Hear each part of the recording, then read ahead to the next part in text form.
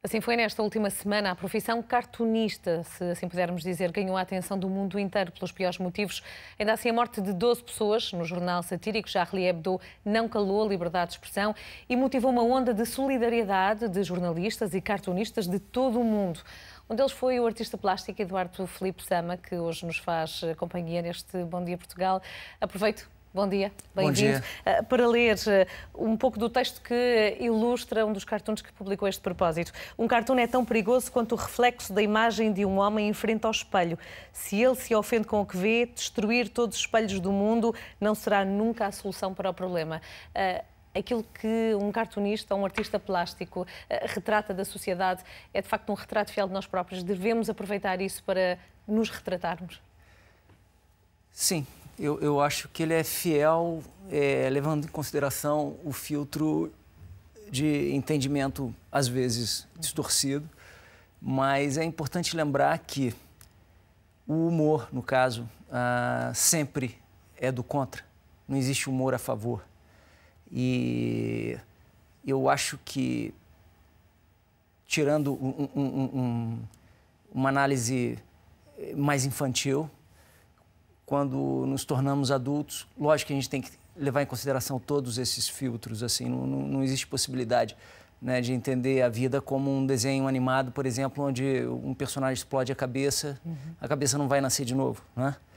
Mas a metáfora está ali. Eu acho Mas que tem sempre a noção que no processo de criação vai certamente ofender alguém ou incomodar alguém? Sim, mas faz parte. Eu acho que não há outra possibilidade. A questão do freio, do travão moral, ele não cabe para essa disciplina do conhecimento humano. Cabe para as outras, para outro tipo de organização social, entre líderes de comunidade, professores, o espaço, o front de contestação, seja ele do cartoon, ou então do grafite, de uma peça literária, ele não pode ter esse tipo de travão. Eu acho que se você cercear esse tipo de liberdade, você começa a limitar as possibilidades do ser humano como indivíduo livre. E é muito... É uma nivelação por baixo. Por exemplo, eu tenho lido algumas notícias falando... Porque o Charlie Hebdo, de fato, era um jornal muito agressivo. Ele era um contexto muito ácido. E todo mundo sabe, o Charlie Hebdo pegava pesado mesmo. Isso não pode, de maneira nenhuma, ser entendido como uma provocação. Então eles tiveram o que mereceram e tal. De maneira nenhuma. Eu acho que existe, que é uma grande metáfora de como é o ser humano. Existe dentro da cabeça de todo mundo, dizem que até faz parte do id, né? Que é uma provocação constante, onde a gente fica discernindo do que é o fazer o certo e do que é o fazer o errado. Qualquer pessoa, por mais normal que seja, o Papa nesse momento, ele vai falar, esse garfo está lindo, mas eu queria espetar no pastor. Pode acontecer esse pensamento na cabeça dele. Não, é do ser humano isso. Não convém ao Papa fazer isso, mas para um humorista, um cartunista, ele deve fazer isso. Olhando para si, Sama, e para o seu trabalho, para o percurso que tem sido o seu trabalho, o que é que lhe vai na cabeça quando escreve? Há um fio condutor em muitos dos trabalhos que cria a personagem feminina, o universo feminino, um ingrediente também que acrescenta, que em muitos casos é o erotismo. Em que pensa quando atravessa o seu processo criativo? Bem, eu tenho uma relação com o erotismo, me lembrou até o próprio Wolinski, né, que tinha esse peso entre erotismo e político, que eu acho que o erotismo talvez seja uma das últimas trincheiras da liberdade de expressão. É lógico que você pode tentar esvaziar isso indo em direção a um contexto quase pornográfico, mas você pode enriquecer isso de metáforas, no caso, libertárias, porque isso mexe com alguns dogmas ainda dentro do comportamento humano. E eu acho que o erotismo é uma plataforma de discurso muito potente, ainda mais porque é o último bastião, né? Geralmente ele te atinge aonde você vai até consumir esse tipo de material de uma maneira mais íntima. Ele vai tentar te atingir aonde você não tem aqueles filtros de opinião já formados, né? Então, eu gosto de trabalhar dentro do erotismo, compensando também como isso pode ser um discurso também em nome da liberdade, né? Porque eu acho que a grande questão é essa. Precisamos ter liberdade em algum ponto.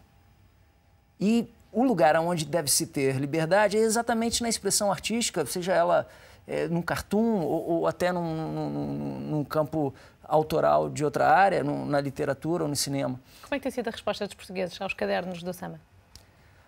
Olha, eu tenho, assim, sou muito grato, assim. Eu acho que meu trabalho aqui, apesar de eu ter essa pegada um pouco mais picante, talvez por ser brasileiro.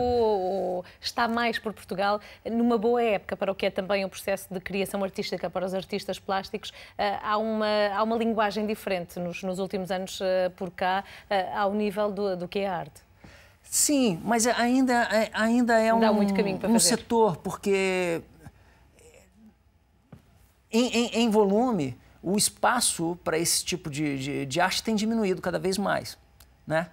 Tanto até os jornais. Se a gente começar a ver jornais de 20, 15, 10 anos para cá, o espaço direcionado para as artes visuais tem diminuído, né?